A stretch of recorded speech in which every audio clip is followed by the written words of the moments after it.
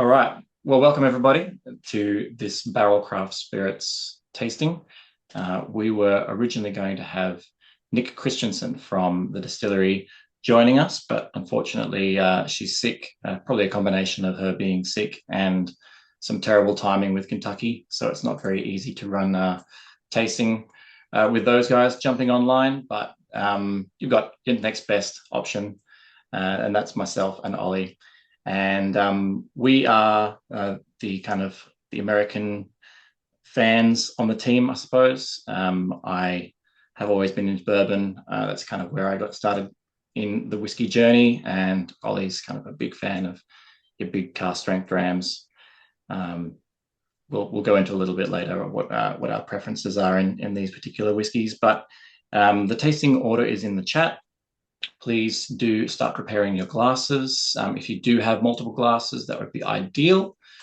If not, that's fine. Just make sure you give them a rinse out between. We're going to start with the Foundation Double Barrel Bourbon, New Year's 2026 release, then the Armagnac finish, Grey Label 13-year-old, the French Oak Cask 12-year-old, and finishing off with a banger, the Seagrass Grey Label 19-year-old. That's going to be pretty incredible. So, cheers, everybody! If you're planning on doing anything other than staying at home tonight, I wouldn't recommend it. These are all quite a lot of high ABV whiskies. Please, no one drive, no one do anything irresponsible, no operating heavy machinery, and then let's get straight into it. So, guys, Barrell Craft Spirits. I'm not sure what your first introduction to the products were, but for me, I first tasted the Dovetail and Seagrass releases back in something like 2020 through a somewhat known gentleman in the American whiskey industry here in Australia, Brock Tregellis, who runs Whiskey Hunt Australia. And Brock put these in front of me when I was working in a bar and said, these are maybe the most interesting American whiskeys you've ever had a chance to taste. And he was 100% right. And ever since then, I've had like a little bit of a love affair with Barrell Craft Spirits. And that is Barrell with two L's. I'm sure you've all noticed on your tasting kits, or maybe if you've seen the bottles, if you have bottles, you must have gone, do I have to pronounce this like Barrell? And like Farrell or Pharrell, like the musician. And I prefer you didn't, but I've never been told not to, except for the fact that Emma insists, our co-host, who's usually here for our whiskey virtual tastings, insists on calling them Barrell just to annoy me. So if you feel like doing that, feel free. Just put the little the roll on the R's and the L's. Keep them coming. It's probably the Californian in her. Yeah, they can't pronounce anything right, can they? So Barrell Craft Spirits, they've been going since I think 2013, and ever since then they've been putting out basically blend after blend of really, really impressive combinations of whiskeys into really complicated flavor profiles. The best way to think of them is I think they are probably the best, the most well-known and probably the best blenders of whiskey. That's all they do. They just blend. They don't purchase, so they don't distill their own whiskey themselves. All they do is they purchase or find whiskey from other distilleries, bring them together, do a lot of aging themselves. They have rick houses. They have their own blending facilities, and then they basically take all of those components. They have hundreds and hundreds of different kinds of components from all around the States and even outside of the States, which we'll get to a little bit. And they use those products as essentially like colors on like a palette wheel of flavor, and they bring some incredible compositions of flavors together. So this first one is no different. It is a very, very interesting barrel release in that it's only the second whiskey they've ever made which was less than cask strength ABV. So they've always released their whiskeys at cask strength ever since 2013 when they first started making whiskey or kind of blending whiskey. They were always releasing products, in the 50s of ABV, all the way up to some hazmat releases over 70% ABV. And that was primarily because they wanted to showcase just absolute punches of flavor. They wanted to showcase incredible American whiskey in lots of complexity. And I'm sure most of us who would probably agree, who've been drinking whiskey for longer, that the cask strength and higher ABV whiskies do tend to kind of carry a lot of flavor for a longer period of time, and you really get to experience all of the nuances of that product when it's at that nice high ABV. And sometimes you don't always feel like drinking high ABV stuff, but if you're really wanting to kind of just have an intense experience, then these kind of high ABV whiskeys generally can give you a little bit more complexity straight off the bat. What these guys decided to do was, because for a long time people have been asking for somewhat more kind of accessible price point releases from them, which is totally fair. Cask strength whiskey isn't necessarily cheap whiskey. And so they said, okay, well, we could kind of have this same kind of philosophy of blending for an incredibly complex flavor profile, but could we do it at a lower proof?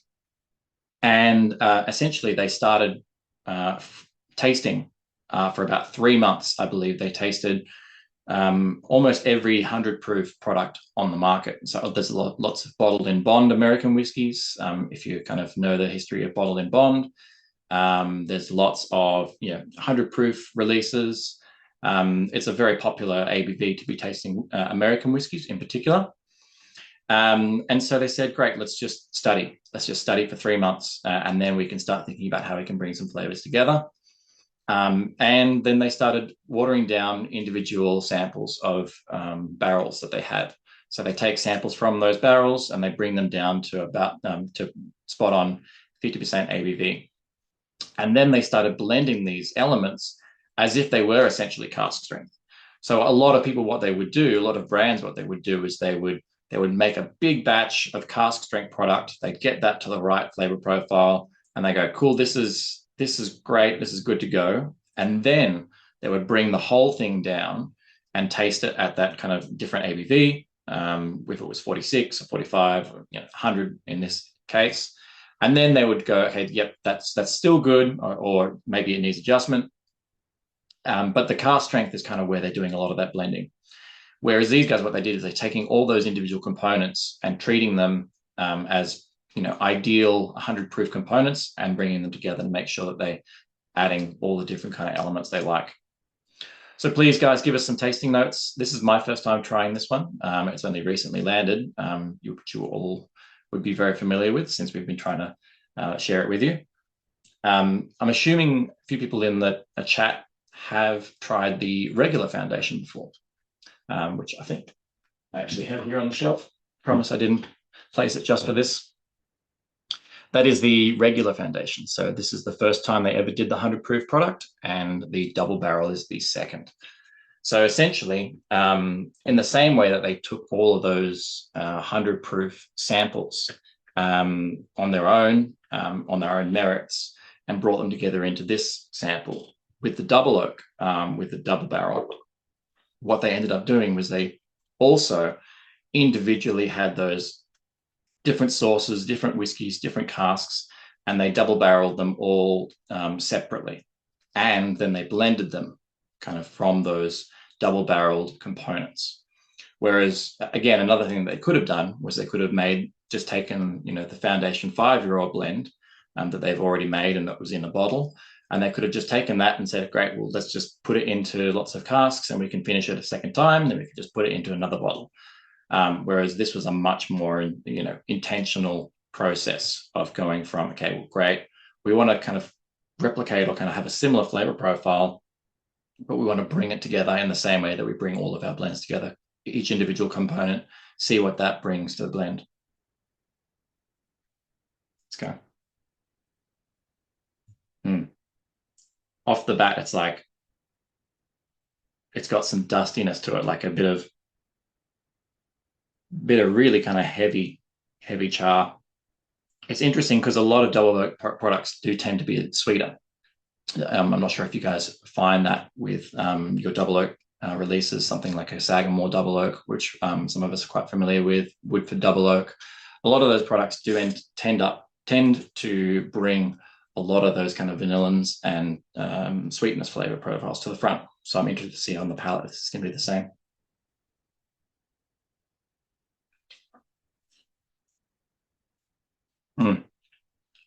Ollie, what do you think? This sample kits are so popular. I actually didn't get this one. I got the dregs of only 4 of the 6 tonight, so I'll be looking vicariously through your tasting notes in the comments. I did try a smidge of it before, and it just I don't like using the word smooth, but it's just the word that stuck with me. It's very sessionable. Mm. Yeah, it's got a lot of body, which is obviously what I'm looking for in a double barrel product. You want lots and lots of rich character. It's cool that it's really showing up and sticking around even at 50% ABV. When you could imagine what this would be at cask strength, it might be a little bit too intense. I think the ABV is spot on. If it was any lower, it might be a bit too boring, to be honest. But that's me. Yeah. I think it's really not as sweet as I would expect it to be, which is it depends on what you're looking for. When you're looking for a bourbon, sometimes people are looking for sweeter products when they're going to bourbons. But for me, I still like balance, and it's got lots of kind of deep, kind of dark spice to it. Mm. So it would be good actually kind of compare this side by side a little bit with the New Year's bourbon. So do feel free to jump into the whiskey number 2, and if you don't have to finish your first one if you don't want to, you can compare the two side by side. Something that is really amazing about Barrell, and they've kind of gotten a lot better at it recently, is they share so much information with us about where they're getting their product from. They can't necessarily tell us all of the distilleries. They can't tell us, their sources. They can't tell us where they're buying product from often, but they do try and tell us which state everything is coming from. And they do tell us a derived mash bill. Ollie, if you did want to share one of those slides. So that's the foundation double barrel. That tells you a little bit about each of those components that I was telling you they were buying, all those individual components. So obviously, to be a bourbon, it doesn't necessarily have to be made in Kentucky. You can have bourbon made in any state in America. So we've got Kentucky bourbon, we've got Indiana bourbon, Tennessee bourbon, and Maryland bourbon.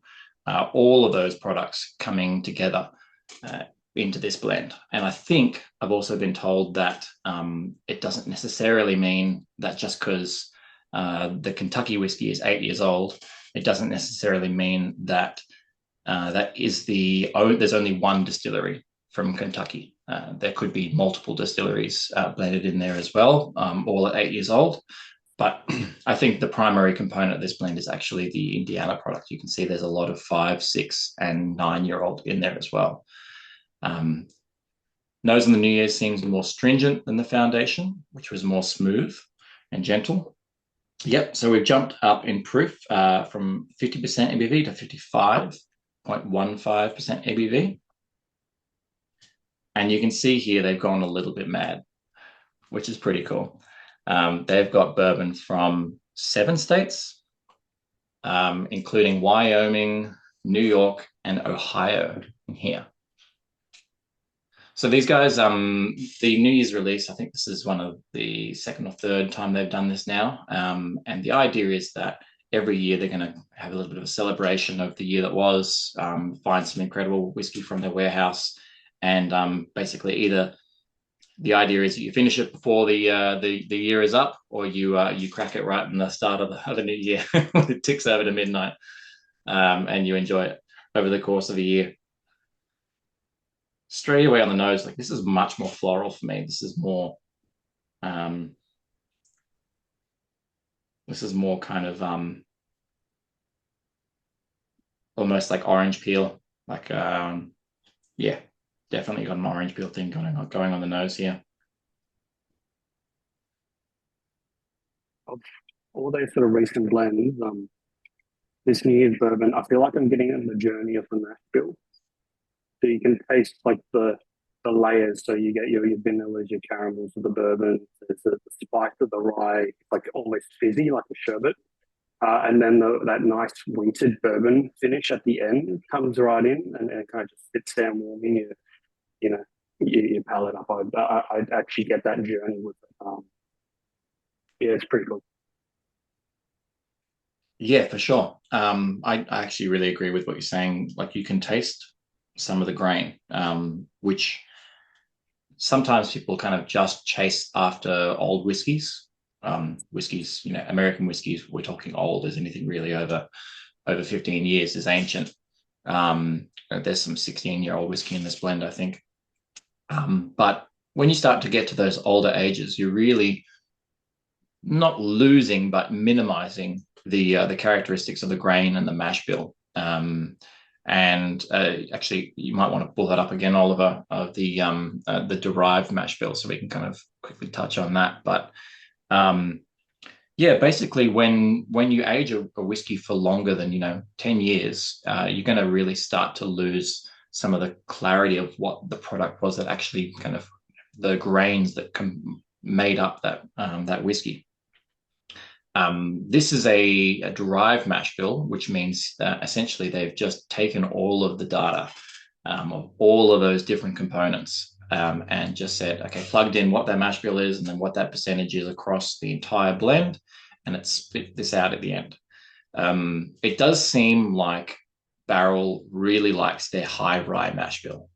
I'm pretty sure that's because they want the rye to carry a lot of depth, a lot of kind of spice, and then they can utilize other parts of the blend to kind of bring sweetness or kind of different kinds of kind of smooth kind of characteristics or softer characteristics, and then the rye is kind of bringing the spice. So it's interesting that after all of these kind of components, we're still landing around this kind of this is quite a traditional Kentucky style mash bill. You wouldn't be, you'd be pretty close to quite a few popular distilleries seeing like a 75% mash bill of corn and then 20 rye or something like that. So this is quite a classic Kentucky style bourbon, but incorporating ingredients from all around the states, which is really, really cool. If anybody is clever enough to figure out which Ohio or which Wyoming distillery those are, please chuck it in the chat. I'd be very interested to see if anybody has an idea, but there can't be that many that have product of that age and this quality. Ollie, how do you feel about us revealing stuff that we've deduced but haven't necessarily been told by the brand? I think go for it. You can Google it. There are Reddit discussions dedicated to this. You can chat GPT it. Yeah, there is publicly available knowledge out, even though the brand are denying it right now. I know what you're talking about, so I think it's worth mentioning. Well, one thing Scott hasn't touched on yet is obviously the biggest producer of bourbon in the States and rye whiskey is MGP. We've touched on it many times in other virtual tastings in the bourbon space. So you cannot, I don't think you can have a Barrell bourbon or Barrell Craft Spirits without an MGP. A big portion of their stock is going to have that MGP stock, but they then take it and mature it themselves in their own bond stores and houses, and that's when they can control the journey. So they ask, these are my specifications, and then at that point, they're not just buying casks and blending it together, they're controlling the cask very much from distillation to even what type of wood it goes into for how long, and then all the way through to blending or to finishing or even do single cast. So we did for the whiskey show, 2019.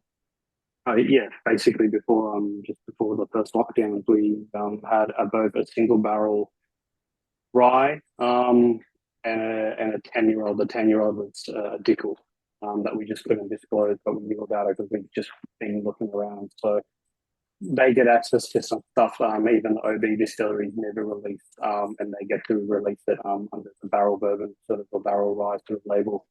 So it doesn't always have to go into a blend. They can start with the basics of the whiskey's grade by itself.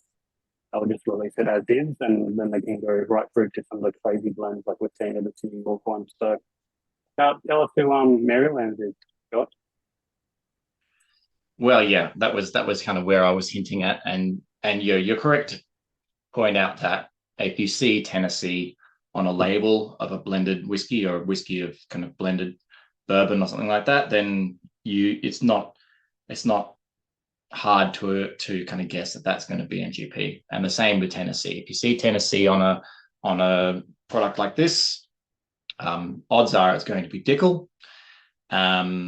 Kentucky is a little bit more difficult because there's obviously so many, but there are some famous distilleries that are well known for making whiskey available on the market like this. There's actually many more that are kind of coming up now. One that's very popular, but I don't think is really in any barrel whiskies that I've seen is Bardstown Bourbon Company. And the one that is very famous for selling to blends is 1792, Barton 1792. But yes, the Maryland one that I was hinting at, there's again not very many distilleries in Maryland making whiskey of this age. And the most famous Maryland distillery that Ollie and I are quite familiar with is called Sagamore, and they're actually primarily a rye whiskey distillery. So when the first foundation came up and we read the back of it and it said, product from Maryland, American bourbon coming from Maryland, we thought, oh, maybe it's not Sagamore, maybe it's someone else, maybe it's someone who's making bourbon in Maryland, which there are one or two people doing. But essentially, we were aware that Sagamore and the market is aware that Sagamore were doing experiments with bourbon way back just to make sure, are we doing the right thing by only making rye? I believe they essentially came to the point that they said, yes, we do just primarily want to be a rye whiskey distillery.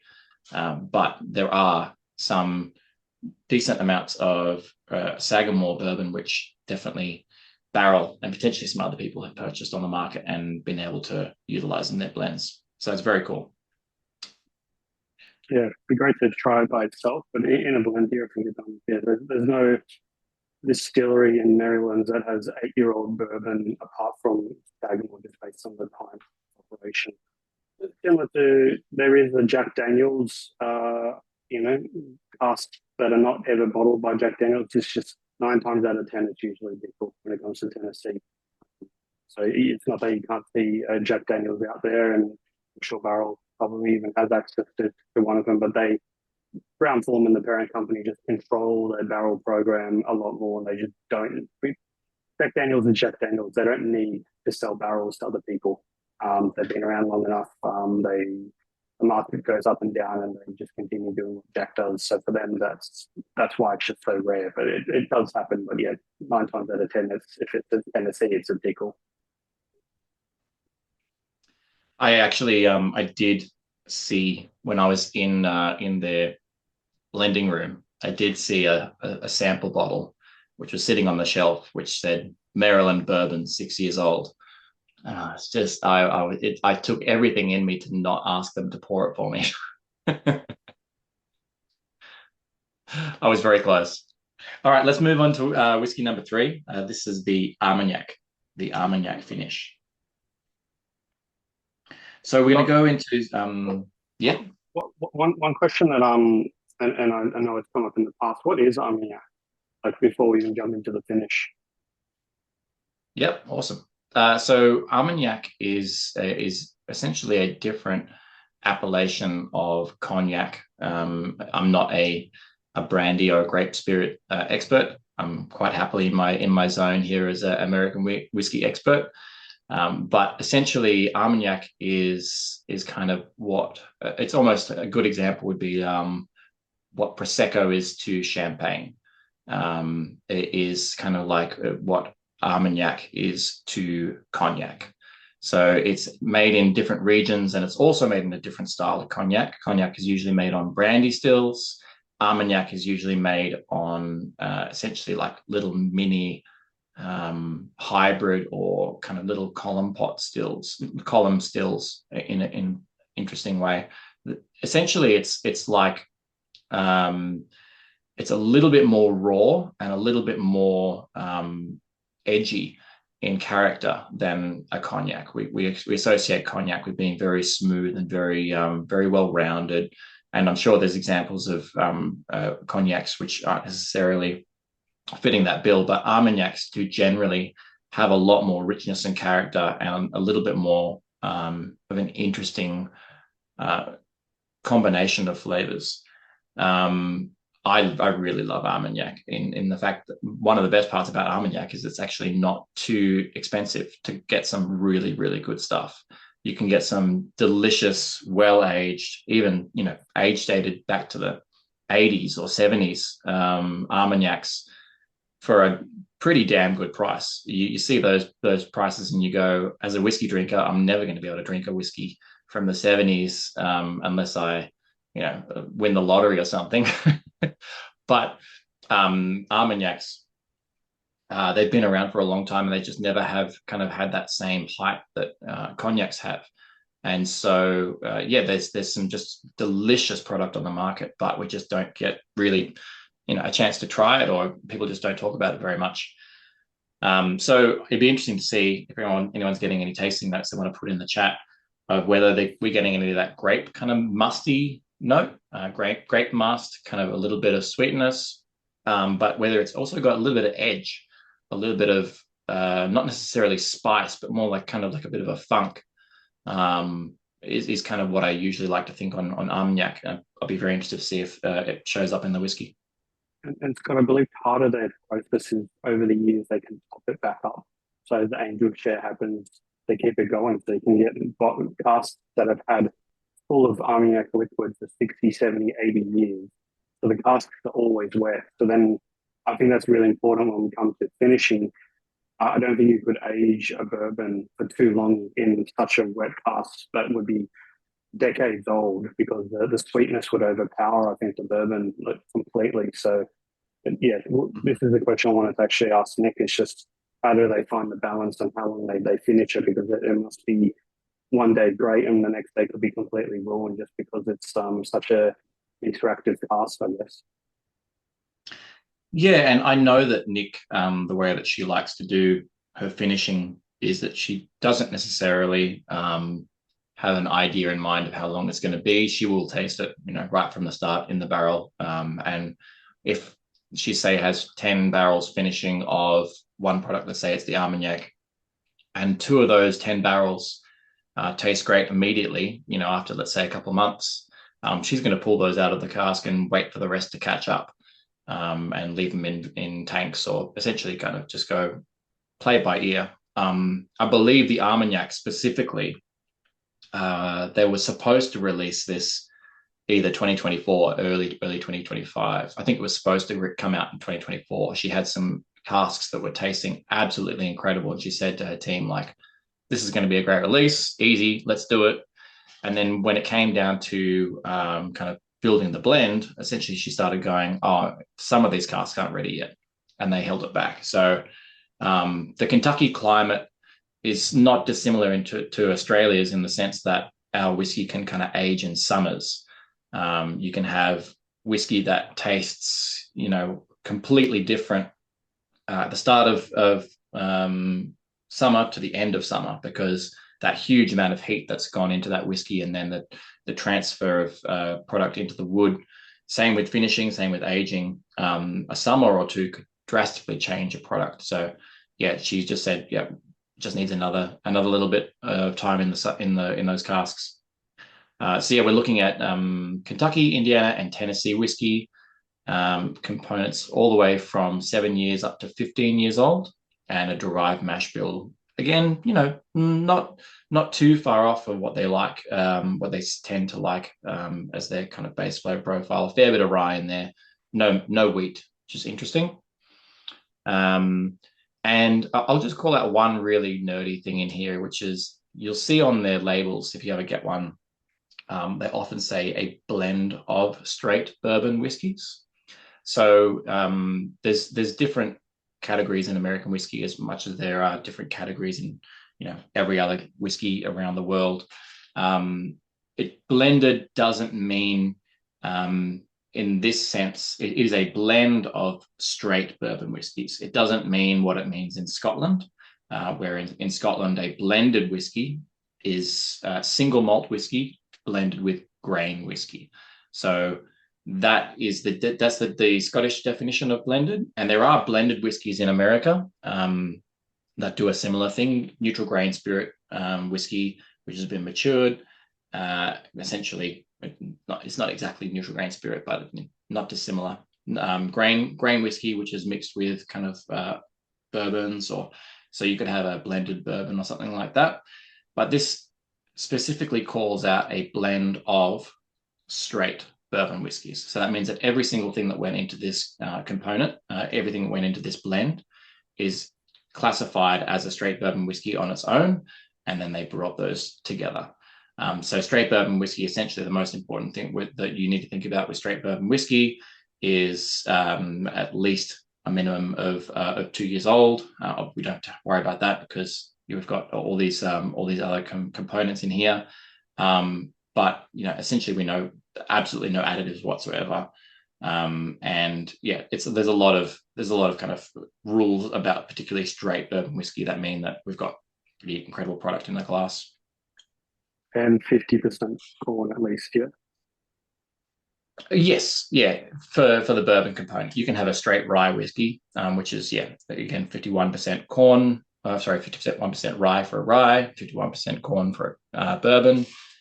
So any whiskey can be straight, but as long as it meets the rules of what a straight whiskey essentially has to be. Sorry, follow-up question. So they took all these individual casks, then they matured them to those different ages, and then they brought them together into a single Armagnac cask, or they were all separately in those the French casks and then brought in together? Like, do we know the order of operation? I'm aware that they do both. They definitely do age all of the individual components in the kind of casks they're looking for, but they also do sometimes marry things together. So whenever they get asked this kind of question, they essentially say yes. It's just like it's a mixed bag. It changes release by release.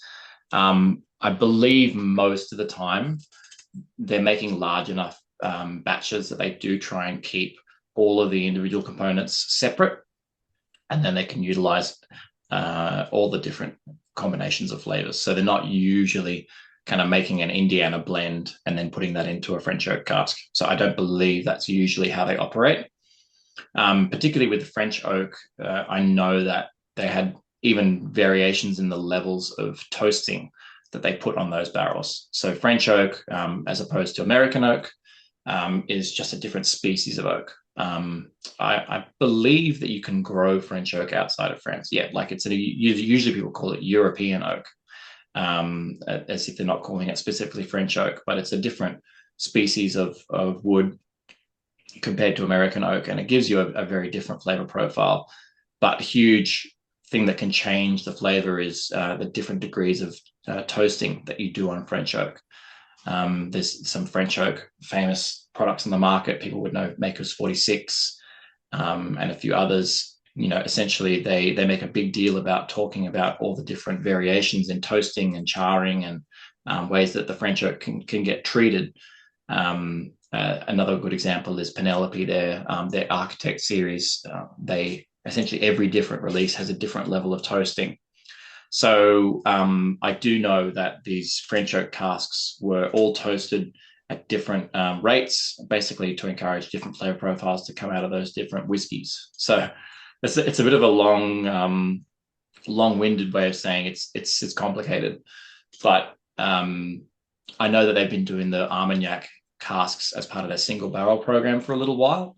So I think basically a bottle shop or someone could walk in and say, let's pick a cask of an Armagnac finished barrel, and then they will go, yeah, you can grab one of these casks. But this is the first time that we've actually seen it on the label, which is really cool. I might read out some of the comments. Scott. So Andrew says very tasty, easy, hides ABV well, dangerous even. So Ashley's added there's a real knack for hiding the ABVs across their range. Always impressive. So getting a few on thumbs up and likes there. Noel, bringing an absolute wisdom. Really liking this one. Loving it. Great comment, mate. Andrew, quite buttery on the palate. Liam, the 78% corn is well hidden under the delicate sweet Armagnac. Yeah, I super Actually, agree with buttery. yeah, cool. Actually, I love a bit of dustiness and prickle. The Armagnac adds on the palate. It's like the dark and brooding sister to the barrel cognac finishes. I agree with that one too. Yeah, cognac finishes tend to give you like a lot of bright, really kind of fresh grape notes on finished whiskeys for me. So this is it's cool that yeah, it does seem like it's dark and more intense. It's just the mouthfeel is awesome, and a little bit of extra kind of wine character can often bring some really incredible mouthfeel to bourbons. So yeah, that's a real winner. That's delicious, and there's not much of it. All right. Well, we're going to go into the fourth whiskey, which is the French oak, but we're actually going to get an intro to this one from someone much more qualified to speak on it than me, and that is the master blender Nic. Nic Christiansen has been with the company for a little while. She started as essentially the single barrel coordinator. If someone wanted to buy a barrel from them and put it into their shop, or kind of like us. I don't know if she started before or by the time that we had done our picks for the whiskey show back then, the American Whiskey Show. But since then, she's basically one of the most important parts of the blending team between her and the other two founders. So Joe Beatrice and Trip Simpson, I think. And basically, Trip, Joe, and Nic, they're the three-legged stool that kind of holds all these blends together. They don't necessarily always agree, and I would love to be a fly on the wall in those kind of discussions of when a whiskey isn't perfect, how to make it perfect. But yeah, if we can pull that up, we'll hear from Nic on one of her favorite ones that she's put out recently, which is this French oak release. Hi everyone, how's it going? Nic Christiansen here from Barrell Craft Spirits in Louisville, Kentucky.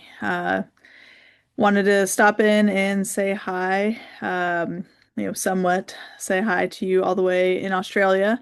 Hope everything is going well down there and you're enjoying your pours and your tasting today. So you have the 12-year French oak bourbon release in the Red Label series. So this one is one that I've been very excited about.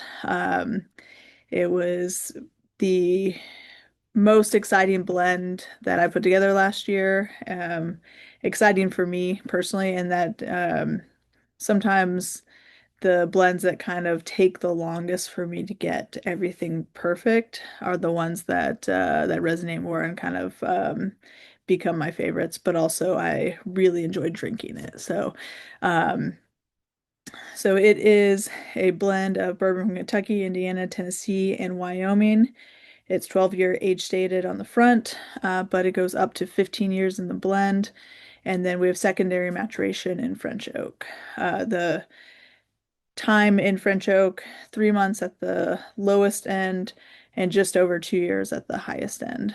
And this one has been another reason why it's been fun to put together is because I've been able to watch bourbon evolve in French oak barrels over the past 4 years in different variations, and um, it's kind of been watching these barrels evolve and knowing that I wanted to create something with them, but not knowing exactly which direction it was going to go. And then pulling samples and tasting them in the lab and realizing like this is the time for these barrels. Like they are ready to go. And so knowing that they're ready, putting blends together that were all exceptional, um, but really taking the time to fine tune the different ratios because um, French oak sometimes can overpower the bourbon. Sometimes there can be some, depending on how long the whiskey's been in the cask, there can be some tannins that kind of come in that are fighting with some of the other flavors. So it really took a while to get the kind of what I'll say the fine tuning balance right on this blend. And it was a lot of fun to work on. And then I was very happy with the final result. So I hope you all enjoy it as well. And I wish that I could be down there in Australia tasting and saying hi to a lot of you. So maybe I can get down there soon, but we'll see. But thanks again for tasting, and I hope you enjoy all the products. Cheers. Well, we'll definitely take her up on that offer and make sure she comes down to Australia, does some tastings with us. Didn't she win an award recently, Scott? Oh, I'm not sure. I believe she's like one of the youngest master blender awards in the States. So I need to double check. Here we go. Young leaders in the beverage groups, 40 under 40. So yeah, basically one of the youngest master blenders of recognition by her peers. And is top of her class basically in terms of what she's achieving over there. So big congrats to Nic and all her efforts. Yeah, she's shown what she can do with barrel over the past couple of years.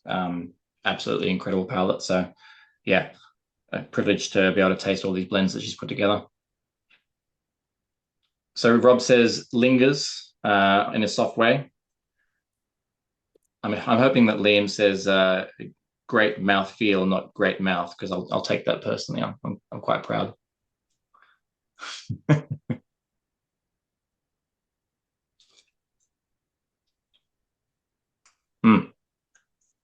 Some really classic French oak notes on this one. This is actually kind of compares a lot in flavor profile kind of style to like the ones that I called out a little earlier, like particularly the Architect, the Penelope Architects. If anybody's had a chance to try those, got some kind of similar notes.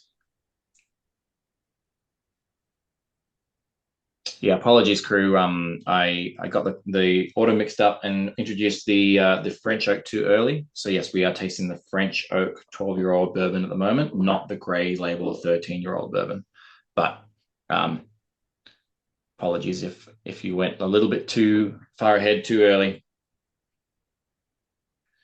You're just too excited to try this one, right? I was just too excited, clearly. Yeah, I mean the finished series in Barrel's range, pretty incredible. I've tasted some other ones from them. This one here is one of my favorites, or at least actually my wife absolutely loves it. This is a ice wine finish, and that's a German like sweet wine style, essentially not dissimilar to like lots of other sweet wine finishes, but it's like a white wine, sweet white wine. Kind of like you guys probably have tasted a few sweet Rieslings, not dissimilar to that kind of like sticky flavor profile. Brings some really crazy characters. So these finished products are really cool.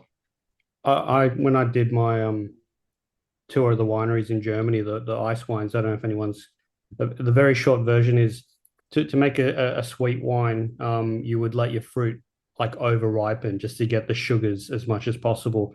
They don't have that I guess privilege because of the weather, the sun and everything in Germany, especially on some of the slopes in the Rhine River there. So they just wait until the first frost comes. It then freezes the grapes and actually the sugar crystals condense the sugar. And it creates the exact same effect as an over ripening your grapes. And that's why it's an ice wine. So they then pick it before sunrise, because once that sun hits the vines, they start melting obviously, and it returns to some form, but it's the grapes are then damaged, so they have to pick them while they're basically frozen and then start the wine process after that. So it's a pretty cool technique. Yeah, Rob says frozen grapes taste like sorbet bursts. Yep. I've had grapes that accidentally went frozen in the fridge, but not intentionally frozen grapes. Yeah, Andrew says long finish. definitely. Like that characteristic of French oak is, extra tannin. So it's always a balance trying to see how blenders, particularly like Nic, can balance that tannin. And I don't have the details of the different ages of this French oak release. Obviously, minimum of 12 years old. It says an age statement on the product, but we don't know if there's any older whiskey in there as well. I think generally, again, the same kind of problem we might get with 15, 20-year-old bourbon in America. If you age something in French oak for too long, you might end up just overpowering those tannins. So it's actually honestly impressive that they've been able to kind of bring this kind of characteristic, which you said there, that some of these barrels have been sitting there for 2 years. 2 years in French oak, that's brave. Obviously, she's been tasting it the whole way through, but most of those French oak finishes that you probably would have tasted before, I would be surprised if many of them are above 6 months in those French oak barrels. So it's truly a testament to her blending. She's been able to get those tannin characteristics blended and not overpowering the nose or the palate. Well, let's go into the grey label. Michael's sharing his tasters, and he's saying hopefully the grey label's terrible because 15 mils is enough. So it's fair enough. So the grey label is something that Barrell's been doing for a while, and they put it in their nice big heavy decanter style bottles with a really gorgeous heavy cap. The weight just tends to make the whiskey taste just that little bit better in a funny kind of way. They do lots of special editions, but in particular, the grey label is usually product that's kind of between 10 to 15 years old minimum. And the gold label products are usually, I think, around that 20-year-old age. So occasionally we'll see a gold label come out. I think we have a gold label dovetail, which I think we had available in the whiskey shows at the bar, in the Rare Bar last year. I need to double check. I think we've ordered more from memory, as in their newest batch. They're pretty special. They're pretty incredible. It depends on what you're looking for in your whiskeys. Like we said earlier, that some of those younger products are giving you these more grain forward, more fruity, kind of yeasty, even sometimes notes, like things that you get out of those interactions with the yeast and the spirit. So you get fruity raspberry or different kinds of notes that get covered by age. But if you're looking for these deep, well-developed, like kind of dates and kind of stone fruit, which kind of goes from being fresh to being kind of cooked down stone fruit, these older releases, they have these qualities that just don't show up in younger products. So it's very cool to be able to taste some of these with you guys as well. So we're going to start with the grey label 13-year-old bourbon, which I kicked up to this part of the tasting because maybe it was just meant to be. All right. Straight off the bat, we're going into some pretty high ABVs here. We've got 55%.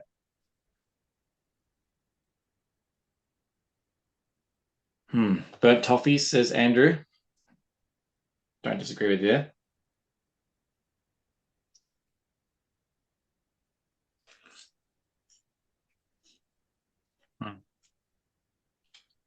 Yeah, the age really shows up on the palate, doesn't it? This one here, like, some nuttiness, some real kind of peanut shells in there. That's really cool. I just love that experience when you go and you're tasting a whiskey and you're tasting it and you go, this is what it tastes like. Oh, that's interesting. And then just go, bang, just hits you with a new kind of characteristic that just comes out of nowhere. The general philosophy that I've been told from the guys at Barrell when we visited them and, in basically everything that they say is when they're making these blends, and this one is Tennessee, Kentucky, Indiana, and Wyoming. When they're making these blends, then the idea isn't necessarily to have one flavor hit you in the face and then, that's all you can taste. They don't want to necessarily say, let's showcase, whiskey in this particular style, and we just want to kind of dial up one or two flavor notes. Like I know one of Trip's favorites tasting notes is cherry. If you guys have had classic bourbons with cherry, I think Eagle Rare is really well known for cherry notes. I love cherry notes on bourbons, and Trip is often chasing that kind of flavor profile. He'll love to have a little bit of a touch of cherry in his whiskeys when he's blending, but he never wants cherry to be just so to the forefront that it's all you can taste. So for me, when I'm tasting particularly these cask strength barrel releases and the highest releases, age statements as well, just you will get something different every time you come back to that whiskey. That's the most exciting part about barrel, is you'll nose it one time and you come back in half an hour and you'll have a different kind of tasting note. You taste this whiskey over a few nights and it's going to be a different experience every time. Which you'll have a different experience with a whiskey night after night after night, just purely based on what you ate for dinner. But these guys, they build so much complexity into their whiskeys that you really can just keep chasing down new tasting notes and enjoying it for a long time. It's pretty cool.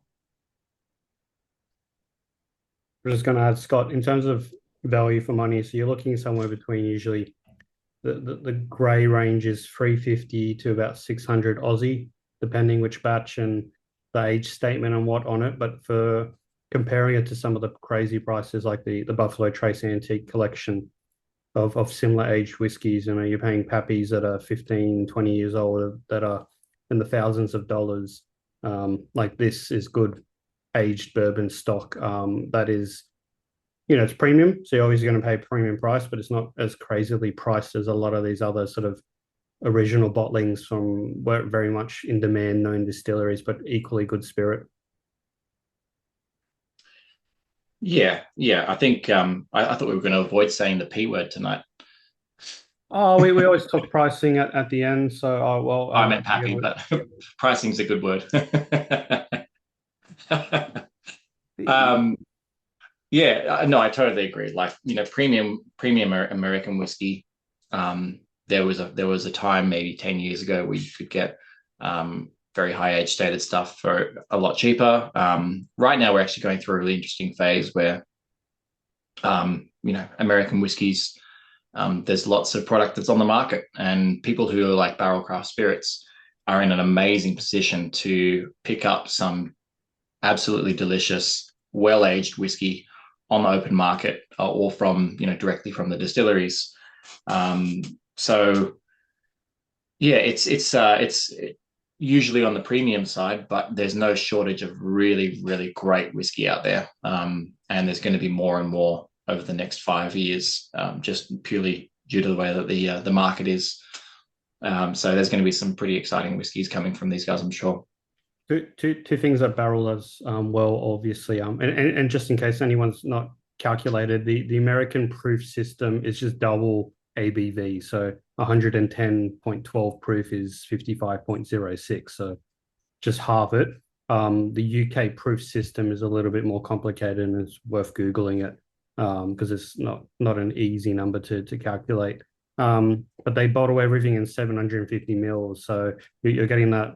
If you're a Scotch drinker, especially, that extra 50 mils feels like great value for money, personally. But yeah, these high proof bottlings, I love drinking a bourbon over summer. A couple ice cubes or one big ice cube. The high ABV allows, if the ice melts, weakens the whiskey down, reduces that ABV, you're still getting the flavors there. And it doesn't feel like, if you get like an Elijah Craig, it's 43%. You add a bit of ice to it. Like the 18-year-old, I absolutely love. I just find it's too weak, and I can't actually dilute it in any capacity because it just becomes a bit boring on the palate. So a lot of these whiskeys here, they can hold their own, but you can also use it with ice, add a bit of dry if you're feeling advantageous, or in a cocktail. So I think they do really well on that. Just before we move on, I wanted to call out Andrew says that it tastes like satay skewers, or Tara says peanut brittle bar. Rob says peanut brittle without the chocolate. Yeah, so there's definitely a peanutty kind of note in there. Just before we moved on, I was about to go and taste something, the next one, and I immediately got like this peach note. Like it's kind of like almost like an artificial peach on the nose. Yeah, awesome. Like that's what I mean. Just when you think you're going to go and try to taste a different whiskey, you come back and you there's something else I have to go and explore. All right, let's go into the final whiskey of the night. This is the Seagrass Grey Label 19-year-old. Ollie, if you want to pull up the slide, I've actually got a regular Seagrass I'll go and grab. It was a good question about pricing going down, supply and demand. I feel like we're reading a lot of stories, especially was it what is it, 3 in 10 Scottish distilleries are financial trouble. I think Laphroaig and Bowmore announced this week as potentially redundancies in the States, similar sort of thing. We're seeing distilleries. Four Roses was sold last week, for example. So there's a lot of change happening in the industry. There's a lot of a glut in casks available. So whether we as consumers will see it, we do our best as importers to pass on the savings to the consumer as much as possible. The excise and duties goes twice a year up in Australia. So we've, for most of our brands, try and delay it for at least 2 or 3 years. So we've for some of our brands, we haven't actually raised or had to. We just keep it as a business, we absorb it just to keep some of those prices as affordable as possible. But then also the exchange rate, if it's volatile with whoever's in government, can affect things, tariffs, that sort of stuff, all comes into play. So short answer is yes, where possible, you'll see prices come down. In other cases, there's a few American brands who are struggling, and they're going to only increase their prices in Australia because they're just trying to figure out how to get the most out of whiskey drinkers. So I think you'll see both sides of it, if that makes sense. Yeah, and I think a lot of the glut of whiskey, and particularly in America, is probably younger product. There's lots of younger whiskey on the market, but just due to the fact that there's been this huge demand for older product the past 5 years or so, probably just pre-COVID is when that demand really picked up. There's not a huge amount of old whiskey on the market. There's not a huge amount of really well-aged whiskey on the market. So that segment is very likely kind of going to be pretty similar in pricing for a little while. Obviously, as those younger products age into that kind of category, and then depends on how fast what exists sells, as to whether we start seeing prices go down in that category as well. But we'll probably mostly likely see any price adjustments in the kind of the slightly cheaper end of the spectrum, which is also, we'll take it. The other big factor is most distilleries are not valued on how much whiskey they produce, is how much they have under maturation. So you'll see distilleries completely stop production, they will stop bottling, but their entire sort of value on the books is how much whiskey's sitting there in wood, maturing along. And then that's where the value increases over time, as Scott just said. So yeah, you'll see a lot of distilleries pause production. They'll lay off people, and in 2-3 years' time, when demand increases again, they'll restart bottling. And that's how they can control that supply demand in market. And instead of releasing 100,000 bottles, they might only release 50,000 bottles that year, and then the prices don't have to change. So they have those levers as a business, and all the big guys employ it. So it is just how the industry operates. Yeah, and to your point, Ollie, as well, like we might try and celebrate the idea that hopefully our whiskey prices are going down. But yeah, when whiskey prices are going down, there's someone on the other end who's probably hurting. The whiskey industry employs thousands and thousands of people in Kentucky alone, let alone the rest of America. So we'd like to pay less for our whiskey, but if it's at the cost of the people who are actually making it for us, then yeah, we hopefully don't see too many casualties on that side of things. And yeah, we obviously prefer to all be drinking cheaper whiskey, but no one feeling the pain from that. But unfortunately, that's not always the case. Consumers win at the end of the day because you vote with your wallets. You'll go somewhere else if it becomes too expensive. That's as a retailer, as an importer, we know this very comfortably. So if we bring something in that's just too expensive because our buy price is increasing as well, you guys would just go and vote and buy something else.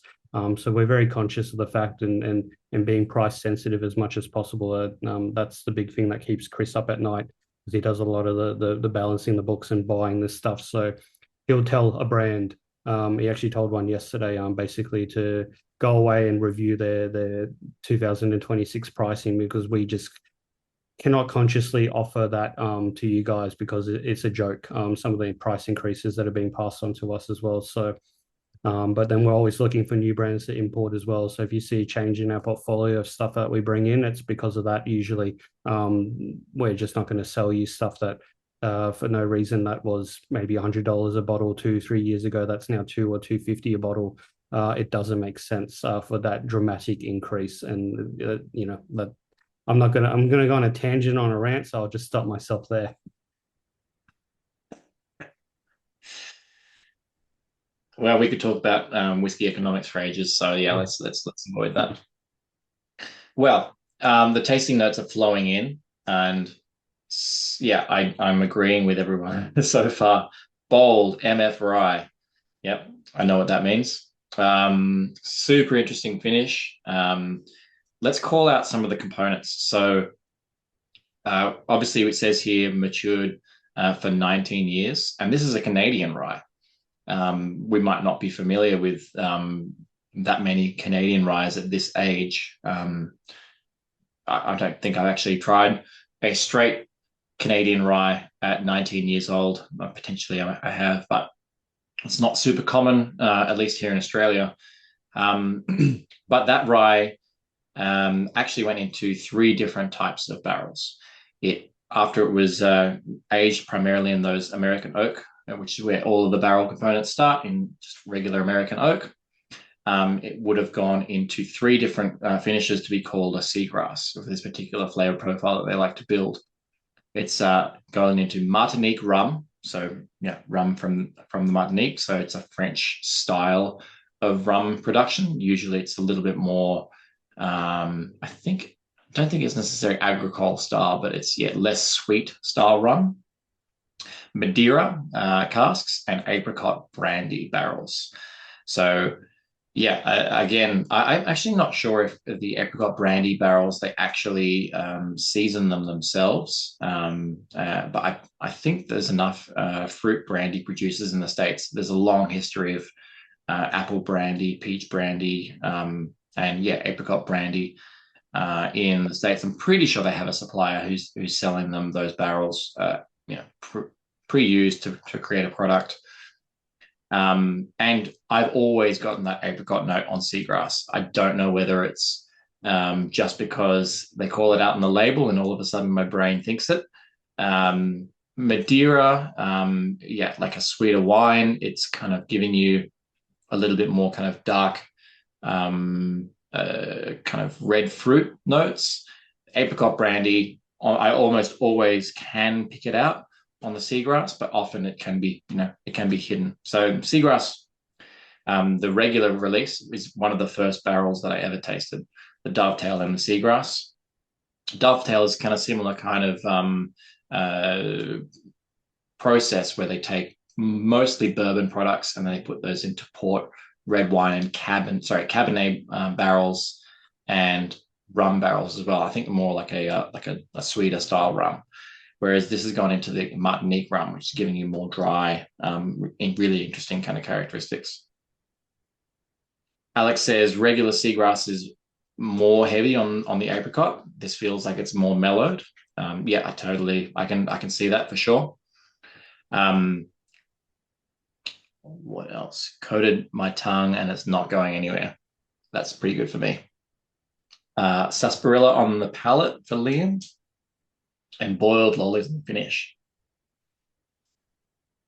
One really interesting thing about Canadian ryes is that they're not bound by the same rule that American whiskey, particularly bourbon and rye, they're not bound by the rule that the product has to be aged in virgin oak barrels. So you can get barrels that have been reused multiple times in Canadian whiskey.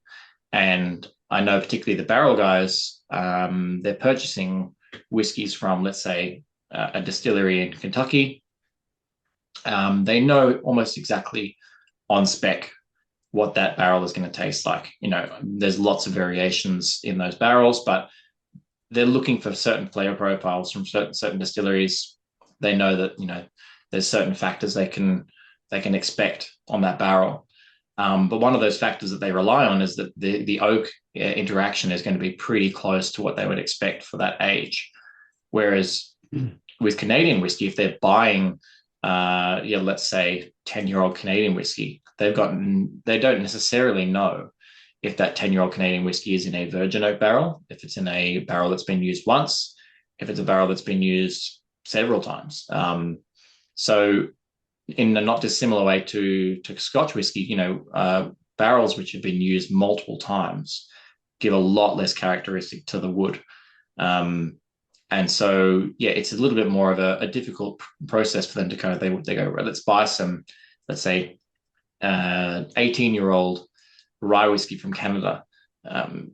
It's going to be kind of a little bit of an interesting kind of result as to whether that's actually going to be lots of oak interaction or whether it's just really, really vibrant and fresh. So I wouldn't be surprised if they get those parcels and they taste those casks and they say, okay, this is a vibrant, fresh refill barrel.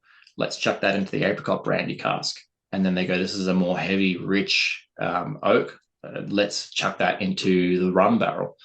And then all of those components, again, same kind of process. They age all those components separately and they bring them back together at the point of aging, of blending. So just the levels of thinking about this is absolutely intense, but with results like this, you wouldn't really have it any other way. Shall we get the poll running, Scott? Let's do it. Yeah, we'd love that. Love to see what everyone thinks. So, drum roll. Drum roll here, please.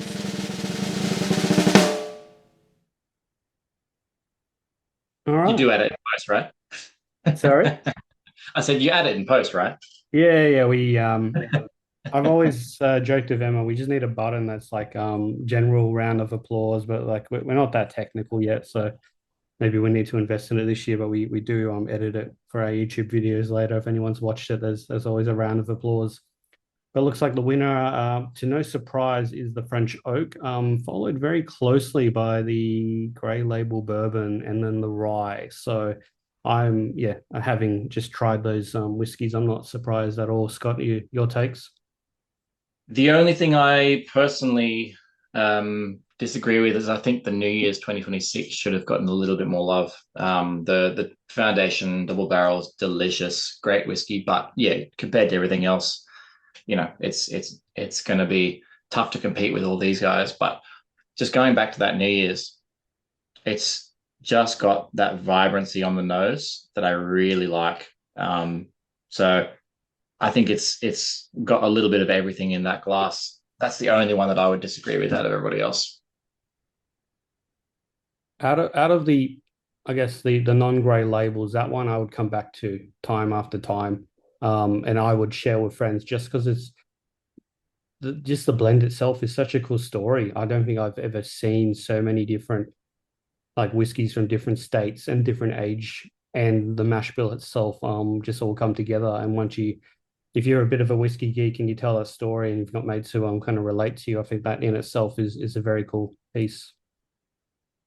Yeah, yeah. I'm going to definitely enjoy the rest of my glass. Thanks everyone for joining us. Really appreciate it. Feel free to stick around if you want to have a quick chat. Otherwise, we'll leave it there. Thank you.